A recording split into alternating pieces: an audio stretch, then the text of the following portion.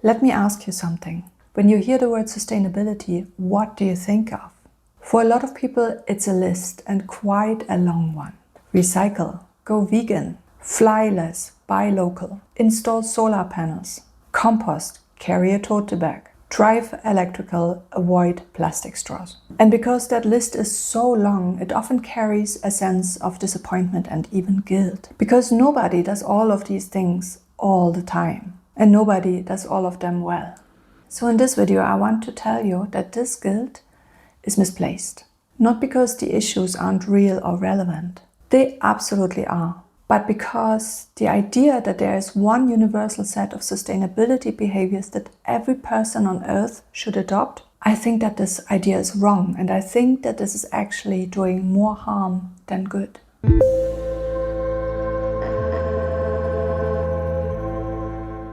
We are not the same. We come from different places. We come from different cultures, from different economic realities. We have different temperaments and different affinities. We have different relationships with the natural world. For instance, a person who has spent their life hiking and bird watching and feeling genuinely moved by the presence of a forest, well, they will bring a depth of commitment to conservation that no guilt-driven checklist could ever provide. And the person who loves data, who finds genuine joy in calculating and optimizing, well, give them a carbon footprint tracker and watch what happens. That's not a hobby for them, that's a calling.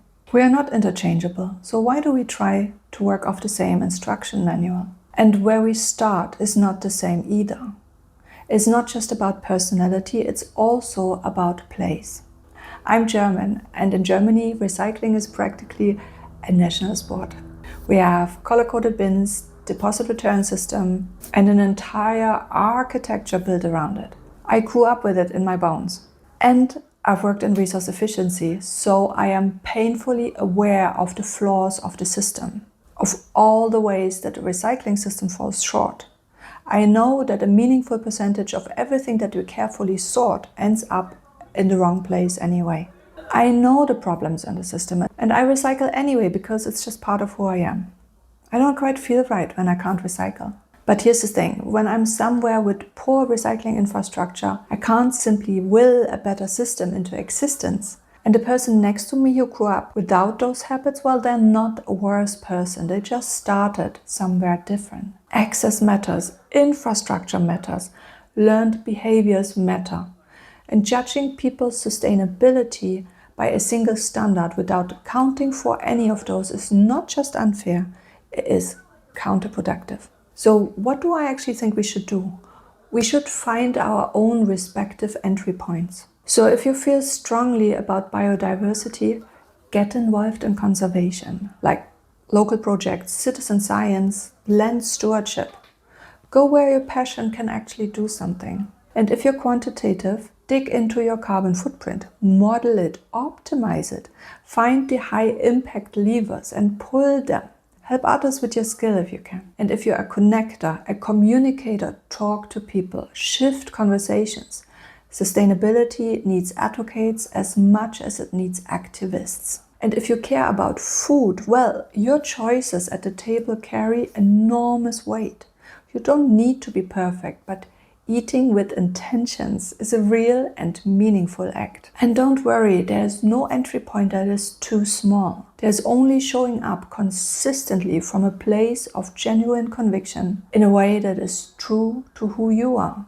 Let's talk about change. Things change, you change. One more thing I want to say, because I think we often forget about this. Personal sustainability is not a fixed state. It is not something you achieve and then maintain forever like a certification. You change, your life changes. Where you live, what you can afford, what you know, what you care about.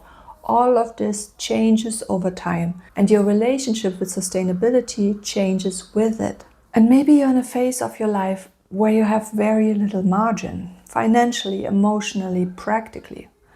That is real, and I understand that. I have been there too. Sustainable choices can feel like a luxury when you're trying to just stay afloat, and something has to give. Or maybe you're just coming out of a period of disconnection and you're trying to find your way back in, and that is real too. Find your feet again, reorientate. And wherever you are, that is now your starting point. We're not talking about the great destination. We're certainly not talking about failure. This is your starting point. So let's own it. We need people to stay in this without burning out under the weight of an impossible standard. We need people to not disengage because they can't do everything. We need you to find a part of sustainability that is genuinely yours and do that part deeply and consistently and without apology. Your sustainability doesn't have to look like mine. It doesn't have to look like anyone else's. Thank you for joining me today. See you again soon.